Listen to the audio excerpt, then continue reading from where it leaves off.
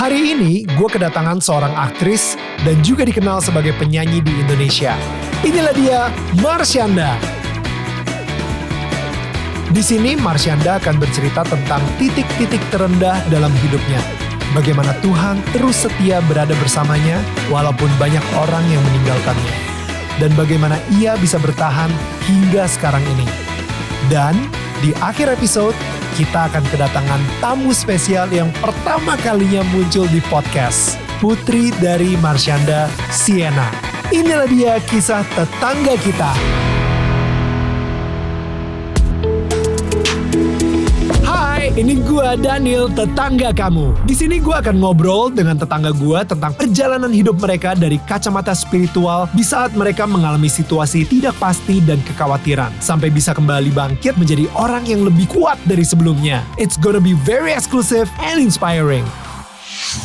Hai semua tetangga-tetangga yang gue sayangi dan gue cintain. Well, kembali lagi di Daniel Tetangga Kamu. Dan seperti biasa gue akan mempromosikan baju yang lagi gue pakai. Ini adalah official Daniel Tetangga Kamu merchandise yang sudah bisa kalian dapatkan di sini. Nah, ini ada QR code-nya di sini, lu tinggal bisa take a screenshot dan habis itu nanti ngebawa ke toko officialnya kita. Atau kalian bisa langsung ke tokopedia.com dan search aja DMN Official Merch. So, tanpa berlama-lama lagi, this is tetangga kita hari ini, Marsyanda. Wow. Ca, I am so joyful to see you today. Me too. I am so joyful. Ini bukan mungkin ya, pasti banyak yang gak tahu. Kalau misalnya gue adalah saksi pertemuan pertamanya Caca sama mantan suaminya Caca, Ben. Oh my God, that's so true. Bukan cuma saksi, gue yang kenalin. Oh my God, itu benar Jadi, banget. Jadi Sienna ada di sini. Did you hear that? Ada di sini because of You play a big role. Oh. Wow. Ya, gue lupa loh itu. Itu di di sebuah klub mewah di Jakarta. Gila. Itu lagi ada acara apa ya pokoknya. After partinya something, opening toko apa gitu di PS, and then everybody goes to that after party. After partinya dan habis itu gue sama Ben kan masih VJ kan? VJ MTV bareng sama gue kan. Dan habis itu literally gue bilang sama Ben, kenalin nih temen gue nih Caca gitu kan. Ya udah halo gitu. Beberapa bulan kemudian married. Gak beberapa bulan kemudian. Enggak ya? Berapa? It's like 3 years. Oh 3 years ya? Oke. Pacarannya berapa dari pas ketemuan sampai? Less than a month ya? Oke. Less than a month pacaran dan habis itu 3 years nikah. Yeah. Gue kayak datang ke nikahan lu gak ya? Gue lupa deh. It was a really long time ago. Dan 2011. Gue lupa. Iyalah, Sienna-nya aja udah umur 10 tahun. Iyalah. That's right. Yeah. But anyway, this is that's why I'm just so happy to see you and sekarang ini apalagi kemarin Induk Gajah yang baru aja tayang dan itu benar-benar kayak bikin apa ya, heboh banget ya. Dan I don't know, like how was that by the way? It was a really interesting experience karena untuk karakter di Induk Gajah itu gue jadi namanya Ira. Dan untuk jadi Ira itu gue harus naikin 15 kilo berat badan. So I'm now like in the process of ngebalikin berat badannya lagi olahraga, makan sehat dan lain-lain dan diet. Terus udah gitu I didn't expect that series to be so celebrated. I'm very grateful dan benar-benar gak nyangka people would relate to it so much, to the story, to the dinamika ceritanya, drama-dramanya, lucu-lucu itu kan komedi, drama komedi. So I'm really grateful that sampai saat ini karya gue dalam berakting masih diapresiasi oleh orang gitu. Berapa lama sih terakhir lo acting sebelum Induk Gajah sendiri? Since acting itu dari umur 12 tahun. Right. What do you mean? No, I mean like ketika kayaknya Induk Gajah sendiri, there is a gap in between. Terakhir tuh gue syuting sinetron judulnya Orang Ketiga. Itu tahun 2019 selesainya. Okay. It went down for 2 years. Oke, berarti pandemi dan lain-lain. Terus ada film lagi, Gendut Siapa Takut. And then after that, Indo Gajah. Gokil. So let's talk about life.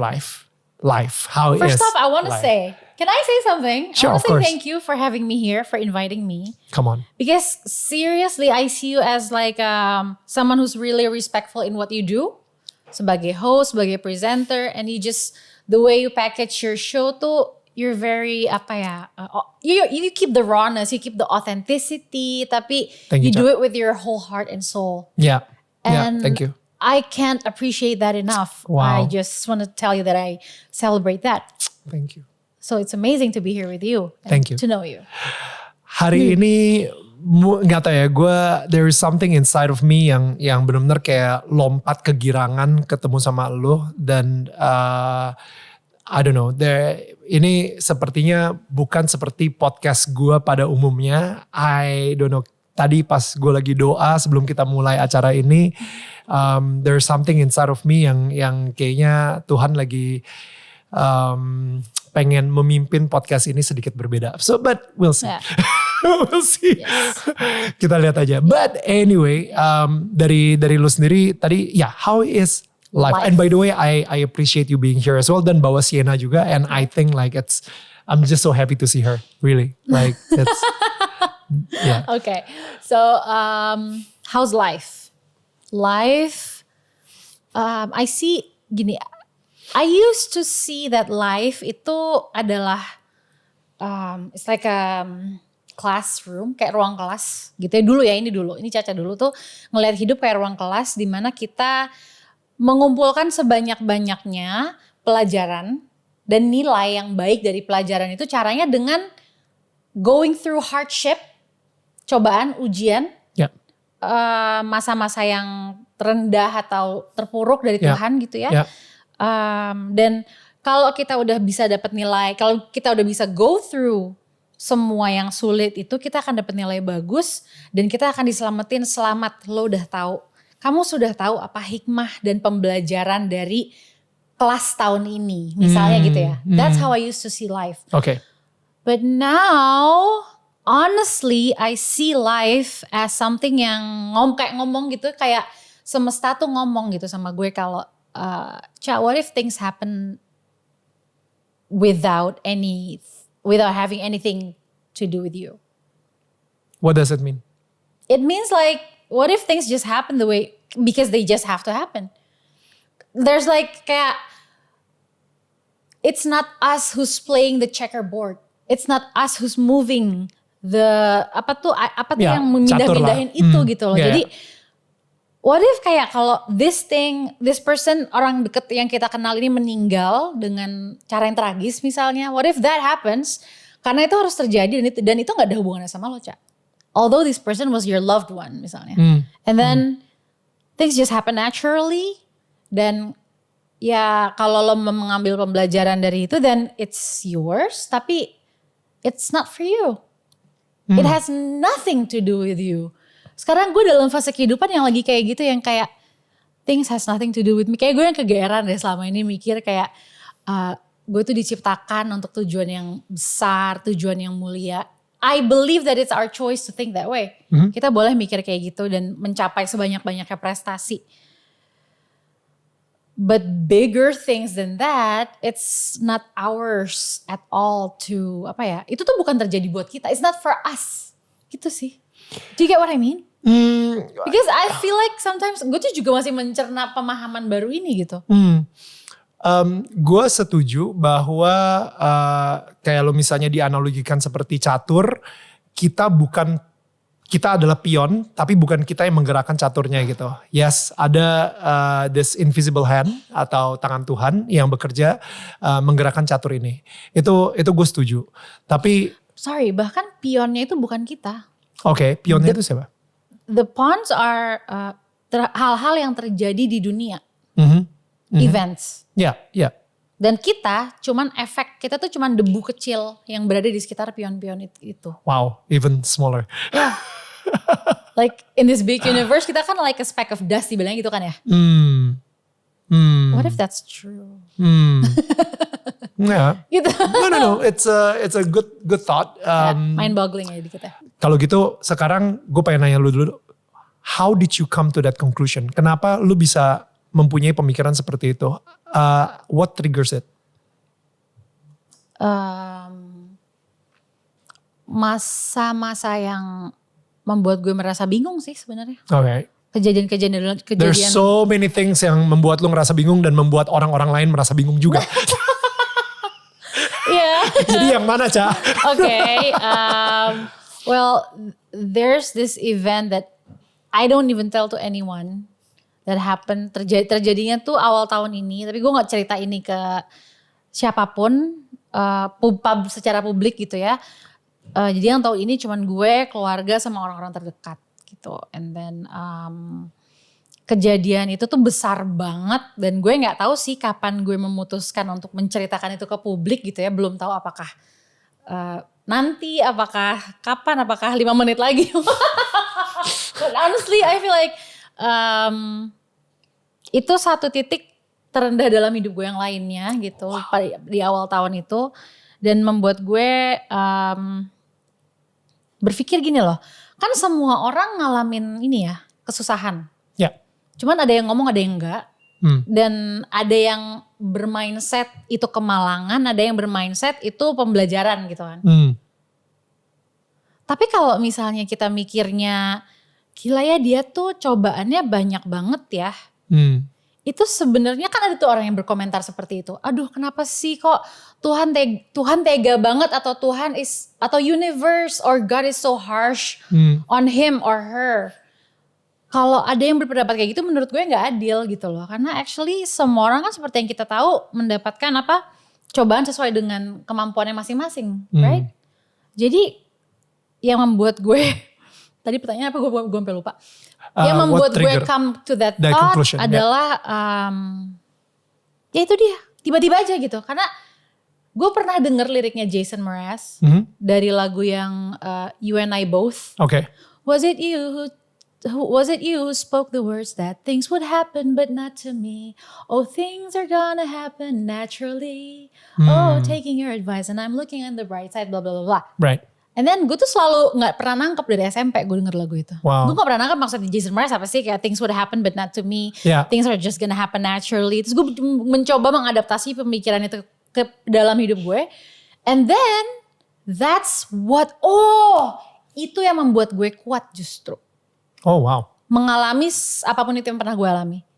Itu yang bisa membuat gue jadi punya, tadi gue kan ngerasa gak ada alasan lagi untuk meneruskan this journey. Whatever this is gitu, hidup gue kayak buat apa gitu, apa alasannya gitu. Tapi gue jadi bisa lanjut terus karena gue ngerasa what if nothing is personal? What if nothing that happen, everything that happens tuh gak ada hubungannya sama gue gitu loh. Jadi kalau gue bisa ambil jalan apapun terserah gue, orang juga kayak, bukan orang, ya semesta juga akan tetap berputar mau gue ada atau gak ada. I'm not that important. Gitu. Lu jadi sebuah ciptaan yang tidak penting. It sounded like that, no? No. Kita jadi penting kalau kita memilih bahwa kita penting. Tapi penting itu kan konotasinya bisa mulia, bisa egois, right? Dan kita itu kan makhluk yang diciptakan untuk punya kemampuan memilih. So in everything, mungkin lebih ke soal awareness of self. When you choose to think kalau kita tuh makhluk yang diciptakan karena kita penting, karena kita mulia, apakah kita berpikir penting itu mulia? Apa kita berpikir penting itu lebih penting dari orang lain? So we have to be aware. Sure. Kita tuh mikirnya yang mana gitu. Yeah.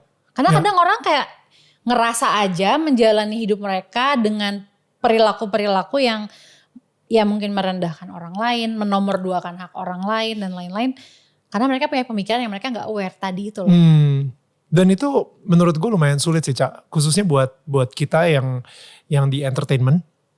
Yang dimana orang-orang sekitar kita yang membuat kita ngerasa penting. Nah gue masuk di entertainment ketika gue umur 21. Lu masuk di entertainment ketika lu umur 8 tahun. 5 tahun. 5 tahun, exactly. Jadi the thing is everybody around you, surrounding you, itu udah membuat lu ngerasa penting gila. No. You don't think so? Ini kayak apa ya, gila sih. I got an epiphany. Jadi gini, gue selalu berpikir gue adalah korban dari keluarga yang disfungsional. Oke. Gue selalu berpikir bahwa gila ya, semua orang tuh yang kenal gue gitu mikir kayak, wah Marshanda artis dari kecil, dia pasti di treat layaknya, wah Marshanda gitu. Padahal gue sendiri selalu merasa gue tuh kekurangan, kekurangan validation from my mom, from my dad. Dan diri setiap orang itu kan dari kecilnya 0 sampai berapa tahun, 7 tahun, 10 tahun lah. Itu kan butuh validasi paling penting dan paling banyak dari orang tua mereka. Dari orang yang paling mereka sayang dan mereka paling anggap penting kan. Nah I don't feel like I got that. Bokap lu sendiri meninggalkan keluarga gue masih hidup sampai sekarang. Itu ketika gue umur 7 tahun. 7 tahun. Dan nyokap gue itu single parent yang harus menghadapi hidup yang berat ini. Jadi dia punya her own stress yang besar sendirian gitu for so many years. Jadi gue ngerasa kayak kalau orang merasa gue itu di label like what you said penting karena gue di dunia entertainment, gue nggak ngerasa itu gitu, malah tapi karena gue tidak merasa gue penting, tadinya gue berpikir kan itu gue korban kan, korban kayak neglect. Tapi on the other side of the same coin, it teaches me humility.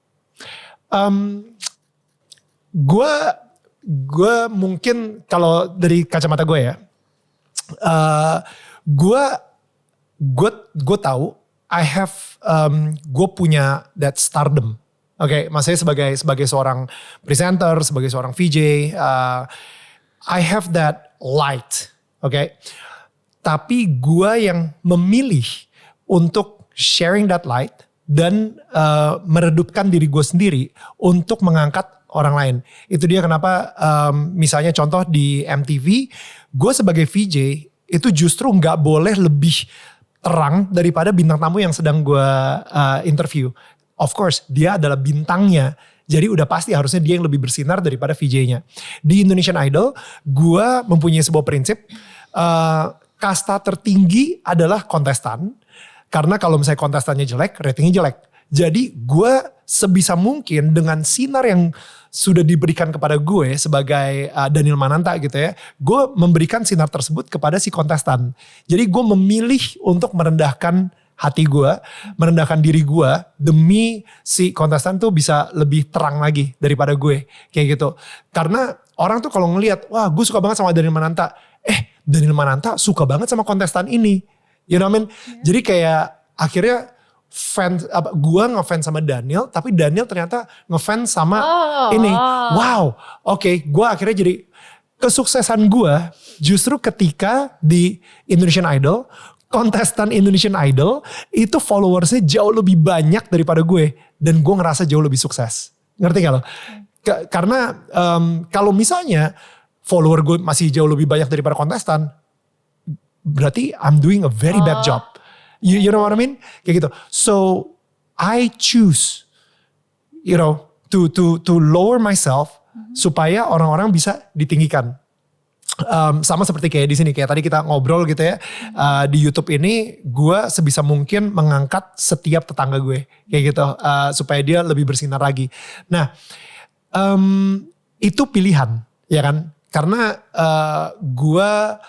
gue tahu my capacity as a celebrity, tapi gue justru lebih sebisa mungkin meningkatkan si bintang tamunya ini, menaikkan atau membuat bintang tamu lebih terang, bintangnya lebih bersinar. Tapi kalau misalnya dalam hal lu tadi barusan yang lu share, itu kesannya lu menjadi korban sih, victim thinking gitu, victim mentality.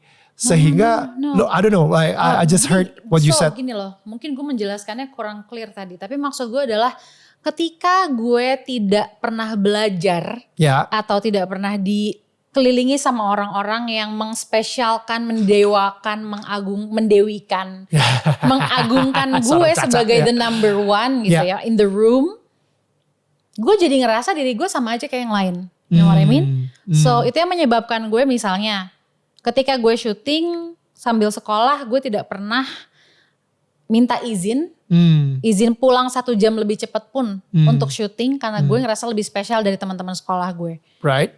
Itulah alasannya gue merasa dengan citizen, dengan masyarakat lain gue sama aja. Kalau gue ngantri misalnya di rumah sakit, gue nggak menjadi ngerasa harus, oh ya udah gue minta yang VIP atau minta yang diduluin atau apa, dapat perlakuan spesial tuh menjadi sesuatu yang nggak necessary buat gue. Oke.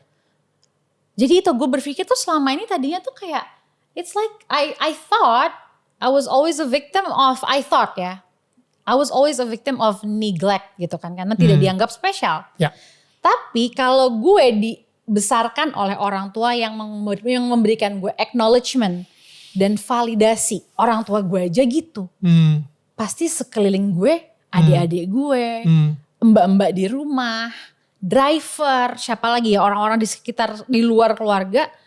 Pasti akan ngikutin gitu kan. Yeah. Dan akan jadi lebih besar lagi gitu loh. So I would feel like, I would be just a different person. You know what I mean? Kayak gitu loh. Gue akan menjadi orang yang berbeda dan now that I realize this, it turns out to be okay.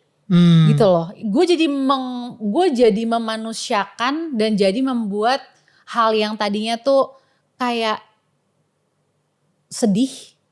Jadi bisa jadi nggak apa-apa. Asal gue reframe the meaning, how I put meaning into how my parents never made me feel special. Ngerti gak sih maksud gue? Reframingnya tuh menggantikan maknanya. Tadinya maknanya adalah orang terpenting in the room is my mom misalnya. Because we have to take care of her mental health misalnya. Tapi gue sekarang jadi mereframe kayak, gila ya. Dengan kayak gitu gue jadi belajar bahwa orang lain juga punya kebutuhan untuk diperhatiin loh selain gue walaupun gue si artis itu. Misalnya di lokasi syuting. Terus gak tau kenapa gue kayak ke-attract dengan orang-orang yang mendidik gue untuk kayak gini. Oke Cak, lo pemeran utama misalnya lo syuting ini gitu. Terus gitu dibilang ada banyak pemain yang merasa bahwa atau bukan pemain ya, orang-orang di dunia entertainment gitu yang berada di depan layar, depan kamera, ngerasa bahwa mood kita itu harus dijaga oleh kru, oleh makeup dan lain-lain. Bener banget sih itu. Tapi gue gak setuju. Tapi that's the culture. That's the culture. Yeah. Tapi gue ketemu dengan seorang yang gue look up to in a sense gitu. Karena dia pernah ngomong, lo pikir kita harus ngejaga mood lo. Itu tanggung jawab lo sebagai seseorang seniman untuk menjaga mood lo sendiri. Betul banget. To perform. Exactly. The way you're expected to perform. That's good. Jadi kayak you're not that special that we have to kayak rubah mood kita for you so your mood is okay gitu. Ada satu momen yang viral banget ketika your waves di kepala lo itu dijadiin batik. Okay. Do you remember that moment? Brainwave batik itu. Brainwave batik gitu ya. Yeah. Can you tell me more about it? Because it was so cool, so original. Itu campaignnya keren banget. Oh my God, thank you. Dan it shows bahwa ya itu benar-benar kayak kasih lihat that your imperfections is so unique and beautiful, you know, in a way. It's actually that moment was idenya tuh kolaborasi sebenarnya. It's not purely just my idea. Okay. So I was working with this team yang mereka tuh bisa mengerti gue. And they've been kayak baca-baca caption yang gue post, they learning about me lah gitulah. And then for them, bagi mereka tuh, Cak, we understand you, kita ngerti. Lo tuh pengen menyampaikan bahwa lo punya keindahan di dalam brainwave lo yang mungkin lo ada bipolar or whatever you want to call it, mental health condition. Tapi ada keindahan dan ada keindahan di dalam kompleksitas itu gitu loh. Tapi lo selama ini menyuarakan itu lewat kata-kata lo sendiri yang akhirnya gak nyampe ke orang. Nah, we want to translate what you want to say to people dengan cara yang kayaknya bakal nyampe nih ke orang nih, Ca. Lo percaya sama kita gak gitu? Wow. Okay, I trust you, let's do this. That's so cool. Terus mereka kayak bikin batik brainwave, so they make it, mereka memvisualkan itu kan berarti. And I was like, ternyata sesimpel ini gitu untuk membuat orang tuh kayak melihat bahwa I am human too, bahwa orang dengan mental health condition tuh gak dangerous. Ternyata caranya tuh gitu loh. So it was a collaboration between like different point of views aja gitu. Gua percaya banget bahwa kita sebagai manusia itu mempunyai fisik, soul atau mental atau the brainwave maybe, sama spirit. Gitu. Nah, with this tahun 2020 with the pandemic and everything, people suddenly become aware kalau misalnya kita harus ngejagain not just our physical health, tapi juga mental health. You know, what is mental health? You know, karena banyak orang ngomongin mental health, tapi gue pengen tahu dari kacamata lu juga gitu ya, kayak what happened with the bipolar? Is that because of a lot of mental? Jadi kalau misalnya anggap aja nih fisikal kita bisa ngelihat kita dari kecil digebukin terus sama orang. Jadi akhirnya jaw kita akhirnya jadi agak miring ke samping, kelihatan. Bruise kelihatan gitu. It's exactly that. Right. Jadi mentally lu benar-benar kayak mentally I've been wounded a lot. Jadi kayak kalau gini loh, orang misalnya ketabrak mobil. Right. Kelihatan dong badannya, tulangnya patah, ada darah gitu-gitu dan ada luka-luka. Lalu dia dioperasi untuk diselamatkan. Right. Setelah operasi aja kan invasif kan, bisa dibelek, bisa diapain gitu kan. Ada organ yang dipindahkan apa segala macam. Setelah operasi ada lagi namanya masa recovery. Recovery itu bisa ada yang 1 bulan, ada yang 6 bulan, ada yang berapa tahun gitu kan sampai dia bisa jalan lagi misalnya. For me, mentally, I grew up banyak luka-luka yang gue alami, gak sempet gue lihat, gak sempet gue operasi. Kalaupun gue operasi gak sempet recovery. Gitu loh. Akhirnya terjadilah brain wiring yang nggak tahu ya, jadinya ya ada bipolar disorder itu. Bipolar disorder berarti sebenarnya muncul because of the past pain, bukan a condition dari lu lahir gitu misalnya. Ada penelitian yang bilang itu kan genetik, tapi termasuk psikiater gue pun bilang sebenarnya genetik itu persentasenya kecil. Kalau anak ini epigenetiknya atau lingkungannya itu membuat dia punya banyak trauma atau luka batin, itu bisa jadi semakin kepancing tuh. Kayak apa yang kayak anggaplah otak kita nih wiring kabel-kabelnya itu banyak lampu-lampu gitu ya anggap ya. Nah anggap lampu-lampu yang paling sering nyala nih adalah lampu-lampu merah. Yang bahaya, bukan yang hijau. Damai. Mungkin kalau yang mentally nggak punya kondisi mental illness gitu, mungkin yang sering nyala lampu yang hijau, gitu ya, yang damai, yang bahagia. Tapi kalau yang lampu yang sering nyala yang merah, jadinya kan kayak kusut dan korslet gitu. Jadi misalnya nih kayak anggap aja balik lagi ya analoginya, kalau misalnya lebih ke fisik kita ngerti banget gitu ya. Wah gue harus nge-gym abis itu gedein bicep gue you know and everything, atau enggak dia mau boxing, dia mau dia training di gym dan lain-lain karena dia tahu nanti ketika dia digebukin sama orang di lapangan tinju dia bisa tahan, dia digebukin sini tahan, digebukin di perutnya tahan segala gitu karena dia udah latihan untuk itu. Nah kita di dunia ini di mental kita juga sering diserang kan. There's tiap hari mungkin bahkan stres, tiba-tiba dicuekin sama orang. Kita lagi chat WA, dia typing, abis itu dia gak typing lagi. Hah kok gue dicuekin? Itu terjadi kayak serangan secara mental juga. Tekanan lah ya. Tekanan itu dan lain-lain gitu. Jadi mental gymnya itu sebenarnya lebih seperti apa supaya kita bisa kuat untuk menghadapi tekanan-tekanan atau stres yang kita harus hadapin tiap hari? Mental gymnya harus seperti apa? Ya. For me, atau buat orang yang dengan kondisi mental health? Maybe for you, anyone. For anyone. How to be mentally strong? The key is kita gak bisa melakukan itu sendiri. Oke. Ternyata kita butuh lingkungan yang mensupport itu. Right. Kita butuh kasih sayang, kita butuh orang-orang di sekeliling kita tuh yang meng-celebrate who we are. Yeah. Karena kalau kita sendiri menyayangi diri kita, tapi bagi orang-orang di sekeliling kita, kita selalu dibully, kita dianggap tidak bernilai, kita pasti akan ngerasa I don't belong, I don't belong here. Maybe I should go somewhere, leave gitu kan. Atau enggak kita stay di situ, tapi kita become broken. Gitu loh. Jadi mental gymnya tuh gak cuman saya yang membangun itu. Dan gak cuman saya yang latihan di dalam situ tiap hari. Tapi kayak mental gym tuh kayak tanaman.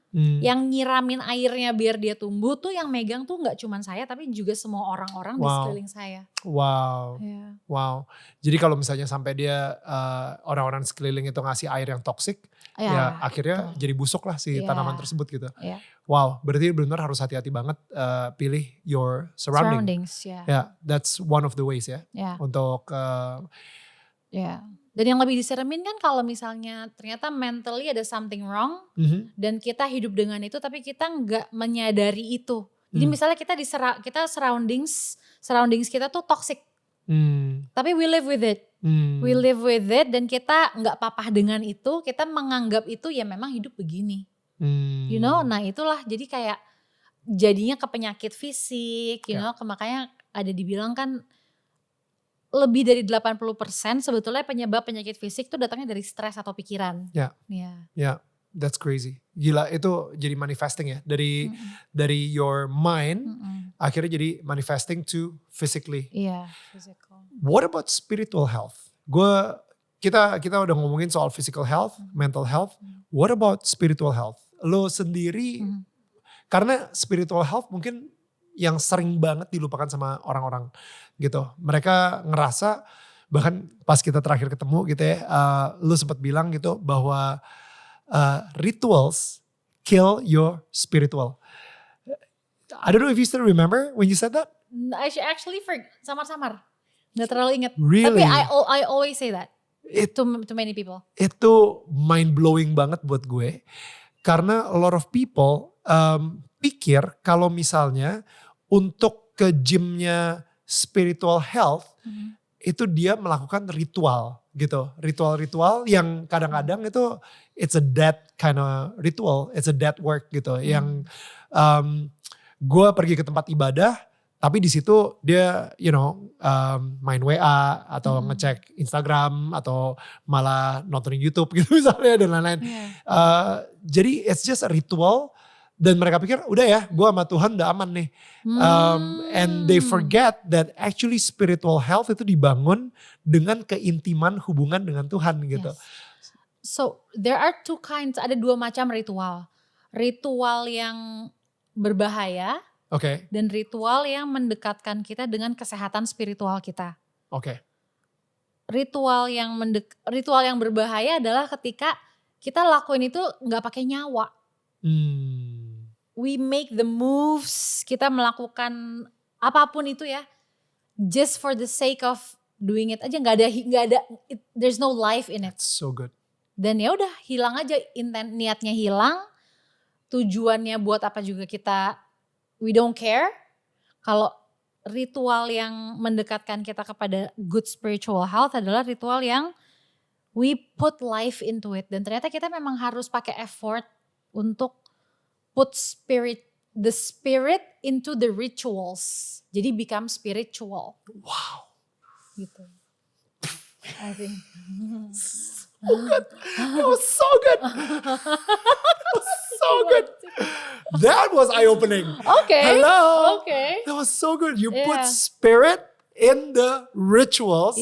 Sehingga itu jadi ritual yang bernyawa. Now that is spiritual. Ooh. Yes, karena ritual tuh bisa jadi pintu yang kalau lo buka, ya lo masuk ke spirit itu, you meet the spirit. Tapi kalau lo buka pintunya aja nggak niat sambil kayak mikir ke yang lain-lain, ya nggak kebuka nggak ketemu sama spirit yang lo mau temuin.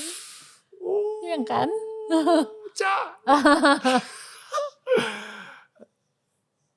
How's your spiritual health? I love it. Oh my God, I feel like gue selalu diselamatkan by the spiritual side of me. Yeah, then how is it now? That's what you're asking, right? How is it? Apa dari dulu sampai sekarang? Yeah. Itu seperti apa? It's kalau ditanyakan kita ada fisik, kita ada mental, kita ada spirit. My favorite part of me is my spirit. Spiritual. Really? Yeah. Okay. Gue ngerasa dari gue kecil gitu ya, how I connect with the spirit inside of me or the God within or the ultimate guide within me is just to look within, dan gue berusaha untuk membangun hubungan yang gak usah sulit untuk ketemu dengan yang maha penyayang itu, yang maha kasih petunjuk itu gitu loh. So I write a lot. Ada di buku, ada di handphone. Whenever I feel like lagi tenang, terus tiba-tiba teng gitu kayak, oh my God, you need to write this down. Ini pesan yang sangat penting yang bakal menyelamatkan lo nih. And it comes from your spirit within. Jadi lo nulis dan it's like the spirit is telling you. Iya, gue suka berpikir, I think I need a spiritual guru. Gue suka berpikir gitu, to help me, to guide me. Tapi memang gak salah juga untuk punya spiritual guru gitu. Tapi at the end, yang lo harus ikutin adalah the answer that you got from inside of you. Spiritual guru ini adalah pelengkap dan yang membantu lo lebih kaya dalam pengetahuan spiritual lo gitu. Tapi if you're dealing with your own life or yourself, you cannot like blindly follow seorang spiritual guru gitu. Ya, tapi lu sendiri sekarang ini suka nulis misalnya tiba-tiba kepikiran something and then you start writing down, right? Yeah.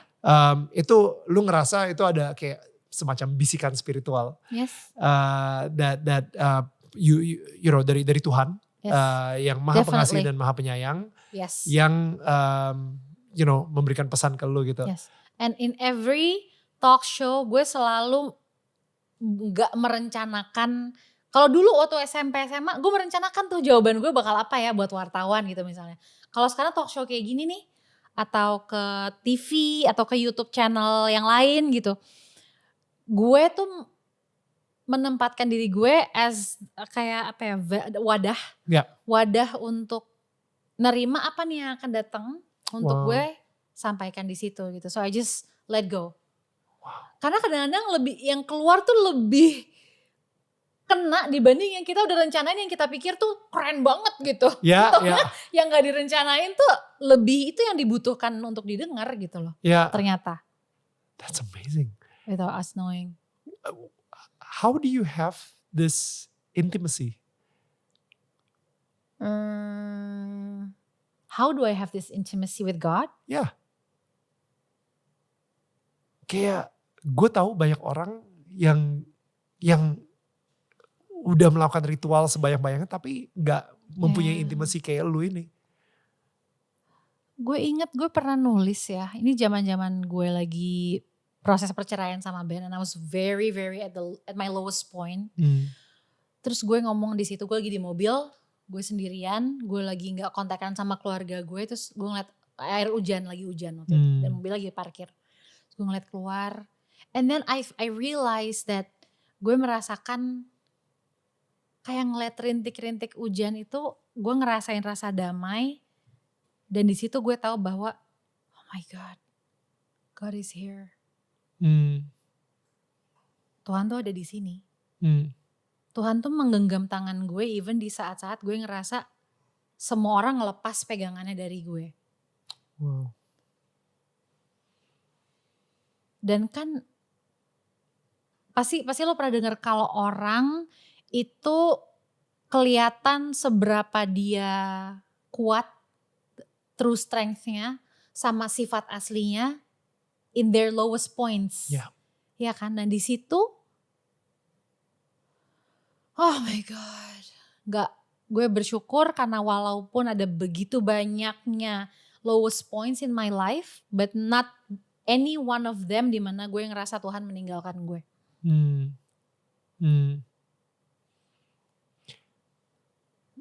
Menurut lu kenapa Tuhan mengizinkan lu ngelewatin all those lowest points? Kenapa Tuhan mengizinkan gue? Have you ever asked him? No, because I believe Tuhan tuh kayak team partner gue gitu loh. Kalau gue punya bisnis, God is like my partner. Dia tuh punya vision yang gue gak bisa lihat. Dia tuh lebih visioner dari gue. Jadi I trust in God more than anything. Gue percaya kalau yang dikasih sekarang nih, outcome-nya bakal keren banget nanti. And I will agree to it too. So I just follow it. Jadi gue gak pernah ngerasa kayak, gue tuh ngomong ya hidup gue kayak tadi gitu ya. Gue tuh mengalami banyak titik rendah dalam hidup gue tuh supaya gue bisa fit in aja sama kalimat-kalimat yang sering kita pakai sehari-hari. Padahal menurut gue, I live a really beautiful life and I love being in this body. I love my life. I love everyone in my life. I love things that happen in my life, although sometimes they create pain. But isn't wisdom yang akan mengikuti pain? Pasti selalu gitu kan? Wow. Boleh di-share gak wisdom apa aja ya? Karena pain lu kayaknya banyak banget. Jadi di handphone gue ini, di application notes-nya ada folder namanya writings. Writings, oke. Okay. Ya, dan di dalam writings itu ada 11 folder. Dan semuanya itu datang dari diri gue. Dan yang gue rasa adalah petunjuk dari Tuhan. Itu ada yang di nomor 1. Okay. So I feel like gue tuh gini, merasa setiap kali ada kayak message yang datang buat gue petunjuk gitu ya. Gue ngasih petunjuk itu nama. Gue kasih dia nama. Okay. And her name, I feel like she's my higher self. Okay. And I name her Star. Wow. Dan ada folder namanya Star Says. Okay. Terus ada folder namanya Growth and the Unknown. Ada God and Spirituality. Ada To Life and the Universe. Sama Sienna My Daughter. So dari yang itu yang mana nih yang pengen lo buka? Star Says. Star Says. Okay. Do you want to, how do we choose? Kayak di dalam sini tuh ada 70 note. Maybe. You choose. I choose. Okay. Ini pendek banget sih. Tanggal 3 September 2015. Hello my most amazing best friend. Letting you know I love you. Jam 1:05 PM. Wait. Itu berarti Star Says. Berarti sebenarnya bukan lu lagi ngomong ke Star. Tapi Star ngomong ke gue. Star lagi ngomong ke Caca. Yeah. Okay. Okay, and then ini ada lagi tanggal 30 Agustus 2015, 1:21 PM. Instead of thinking that the universe is giving you hardship, actually God is giving you the exact following message. Ca, as of the second, now you are handed the full ability of being patient and full of inner peace, and to move and breathe and feel with art of every moment and every situation that you're in. So what makes you suffer is not because you're being given a hardship. Instead, suffering or suffer is the result of your false belief that you're still at your level where you were before, and not seeing the truth now that you're already 100% at the next level. You've passed the finish line. You've won your last battle of improving and ascending.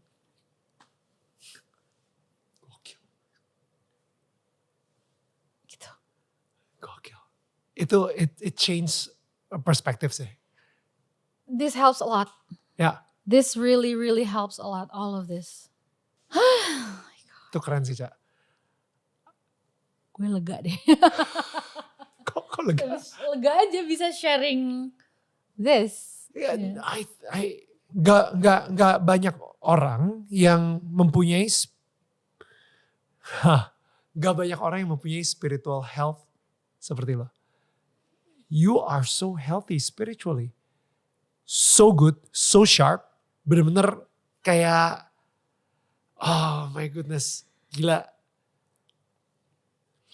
Dan sangat berbahaya karena lu benar-benar terkoneksi spiritually sama Tuhan, alright? Sang Maha Pencipta, Sang Maha Penyayang, Sang Maha Pengasih. Sampai your spiritual health ini itu bisa mengancam the darkness, okay? Kerajaan setan. And that's why you're being intimidated through the mental health. And I know that. No. I know that. I've been knowing that all this time. I know that this is what I have to go through dari dulu. That's why ketika ini terjadi, gue dibully, gue dihujat, ada headline apa yang buruk-buruk. I feel like I've agreed to it because it's the risk that comes from being this way. What from way? Being spiritually connected. Spiritually connected. Okay. Yeah. Okay. Wow.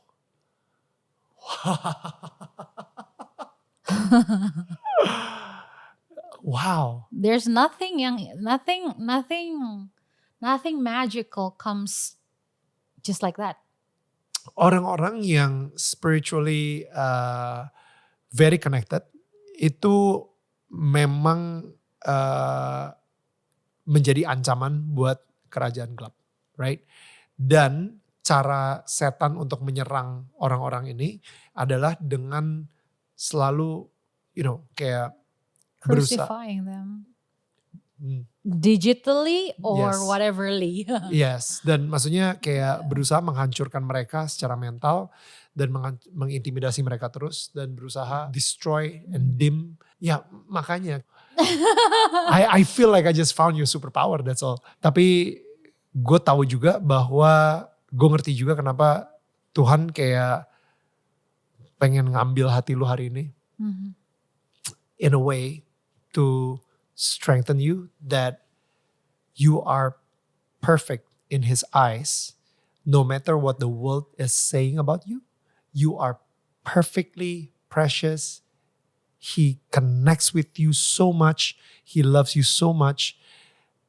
And dia bisa ngegunain your spirituality yang lu punya saat ini to impact even more people kalau misalnya lu gak diintimidasi sama all the things that have been happen to you. Yeah. You know what I mean? Like jadi kayak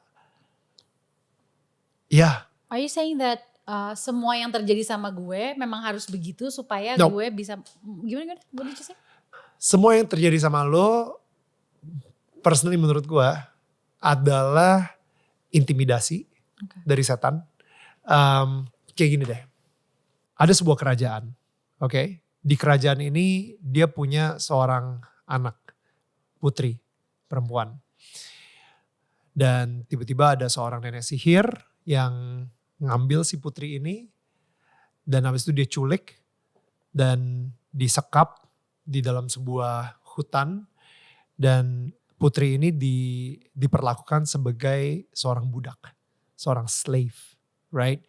Dia bukan lagi putri raja, tapi dia diperlakukan sebagai slave. Nah, dia disuruh semuanya lah nyapu, diikat, dirantai, disiksa dan lain-lain gitu. Disuruh tidur di lantai, gak boleh tidur di kasur sama si nenek sihir ini gitu misalnya. Sampai 17 tahun kemudian ayahnya sang raja itu benar-benar nyari terus selama 17 tahun itu dan ketemulah. Dan akhirnya mereka perang lawan si nenek sihir ini akhirnya mati. Dan si anak putri yang hilang ini akhirnya ditemukan sama si raja dan ratunya. Mereka senang banget dan akhirnya mereka bilang, udah yuk sekarang kamu bisa tinggal lagi di istana. Kamu adalah putri kami, kamu adalah seorang ratu. Kita akan mempestakan ini sebesar-besarnya. Kita akan kasih tahu ke semua dunia bahwa kamu telah ditemukan putri aku satu-satunya, putri sang raja. Di pesta tersebut, putri itu gak muncul. Dan ketika dicari, dia ternyata lagi ada di basement, tidur di lantai, karena dia ngerasa gak layak. Oh my God, merinding. Sebagai putri raja. Oh my God. Karena dia terus merasa diri dia sebagai slave. Seorang budak. Bukan putri raja. Oh my God. That story is meant for you. Kayak the world says you're broken. Yeah. Tapi Tuhan bilang, no, you're my daughter. You're my perfect daughter. You're my perfect daughter. You know, whatever what the world say. It's so scared. It's so scary to admit that. Okay. Tell me, what do you mean? Please. Yeah, it's so scary to admit like what if my whole life, what if seumur hidup gue ini gue menjalani hidup yang gak seharusnya. Ya. Yeah, you know. What if sebenarnya gue bisa, kalau di cerita itu gitu ya, si putri raja itu, dia mikir gitu, gimana ya kalau seandainya ini sebenarnya gue putri raja, tapi gue diperlakukan kayak budak. Do you get what it means? Ya, sampai akhirnya identitas dia jadi budak. Okay. Bukan lagi putri raja. Now, lu putri raja, dunia itu menghakimi lu sebagai seorang budak. Misalnya seperti itu, with your mental health issue. Dan hari ini, sekali lagi, Tuhan menemukan lo dan bilang kayak, you're my daughter. You're not a slave. No matter what other people say. So today is like a momentum. In a way. Okay? Oh my God. Gue gak tau nih. No, but I saw this coming. You don't know, gak ngerti ya maksudnya? Why? I saw this coming. Okay. Gue udah ngerasa, soalnya kemarin gue baru ngomong sama teman gue, and she's very spiritual. Gue ngomong sama dia, Zi, kan gue pernah cerita ya sama lo, kalau gue tuh menganggap hidup itu seperti musim. Gitu kan. Terus gue ini kan udah berapa bulan terakhir, 6 bulan terakhir tuh hidup kayak gue di winter. Musim salju yang dingin, maunya di rumah aja, takut. Kemana-mana tuh ngerasa gak sehat, gampang sakit, winter gitu. And now I feel like I'm about to enter, abis winter apa sih? Ini bukan fall, bukan spring dia bilang. Oh spring, oh wow, so there will be full of colors ya, gue bilang gitu. Terus dia kayak cuman, mungkin dia gak nangkep nih orang ngomong apa sih gitu kali ya. Cuman I told her that. Okay. So I see like change is about to happen one by one. Yes. But I don't know what. Gue pengen ngomong sekarang nih sama tetangga gue gitu ya. Semua nih yang lagi nonton gitu, tetangga-tetangga kita.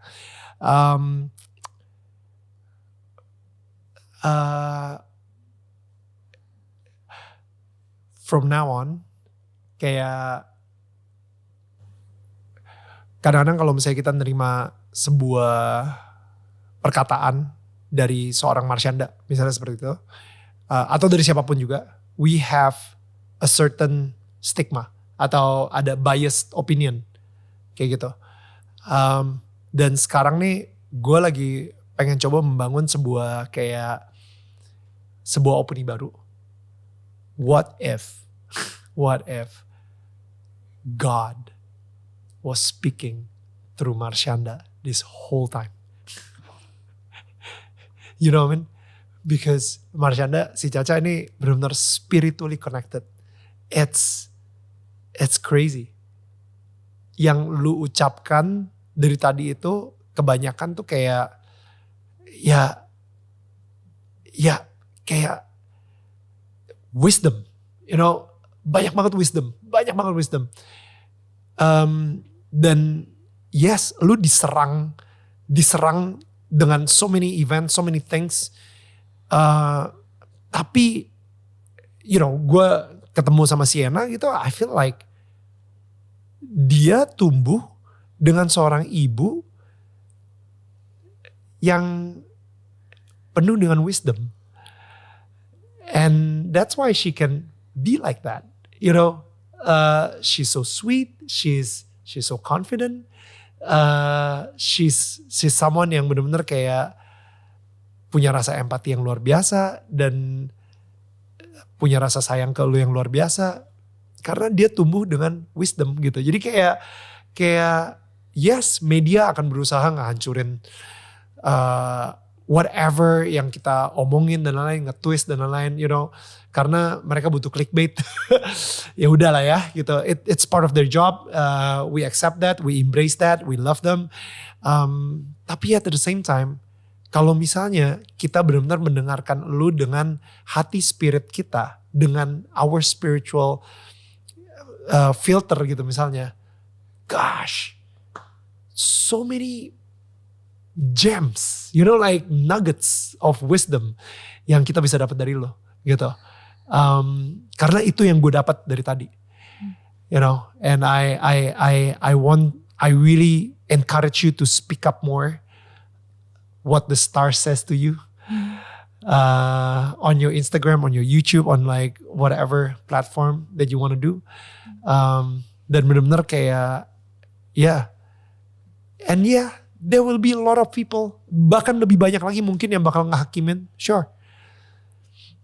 Cuman orang yang benar-benar connect sama lu secara spiritual itu bakal ngerti dan mungkin hidup mereka bakal berubah.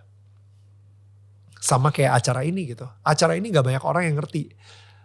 Tapi the people yang benar-benar ngerti, hidup mereka tertransformasi. You know? That's powerful. Ya. Gue ngerasa I have to talk to you about this regarding your relationship lu dengan your father, your biological father. Yeah. Om Irwan. Tell me more about it. Karena mungkin gak banyak orang yang tahu juga kalau misalnya ini dia cabut ketika lu umur 7 tahun. Yeah. Itu karena apa? Dan maybe just a quick version of it. Jadi he was my true best friend. Bokap gue itu papa itu orang yang fun, lucu, really handsome, menyenangkan. I still miss him. Until now. He was very warm. Kerjaannya tuh kalau di rumah ngajak bercanda. Kayak bisa pulang kantor kayak bercanda depan dia, gue sama nyokap kita bakal duduk gitu di kasur terus bokap berdiri kayak like tell us apa sih kejadian lucu yang terjadi hari itu gitu. I still remember everything very vividly. And then